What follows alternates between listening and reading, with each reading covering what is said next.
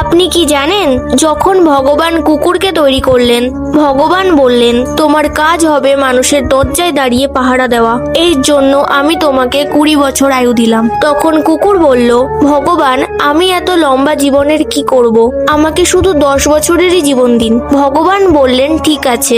তারপরে ভগবান যখন গোমাতাকে বানালেন, ভগবান বললেন তুমি পৃথিবীতে সেবা করবে, অনেক পরিশ্রম করবে আর মানুষদের বাচ্চাদের দুধ খাওয়াবে। এই জন্য আমি তোমাকে দিচ্ছি 60 বছরের আয়ু। তখন গৌমাতা বললেন 60 বছরের এত পরিশ্রম আমার পক্ষে করা সম্ভব নয় প্রভু, আমাকে 20 বছর দিলেই হবে। ভগবান বললেন ঠিক আছে। এরপরে ভগবান বানরকে তৈরি করলেন। তিনি বললেন তুমি পৃথিবীতে ঘুরে বেড়াবে, মজা করবে, মানুষদের মনোরঞ্জন করবে, তার জন্য আমি তোমাকে দিচ্ছি 10 বছরের জীবন। বানর বলল প্রভু আমাকে 5 বছর দিলেই হবে। ভগবান বললেন ঠিক আছে। শেষে ভগবান মানুষদের সৃষ্টি করলেন।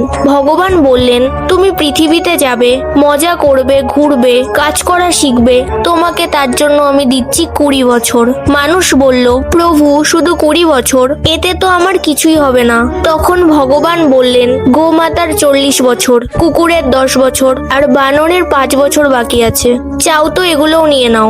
মানুষ খুশি হয়ে বলল জি প্রভু আমাকে দিয়ে দিন। প্রথম 20 বছর মানুষ খুব মজা করে, এটা তার নিজের জীবন মনে করে। পরের 40 বছর পরিশ্রম, সংসার, দায়িত্ব, এটা গোমাতার জীবন। তারপরে 5 থেকে 10 বছর নাতিপুতির সাথে খেলা করা, এটা বানরের জীবন।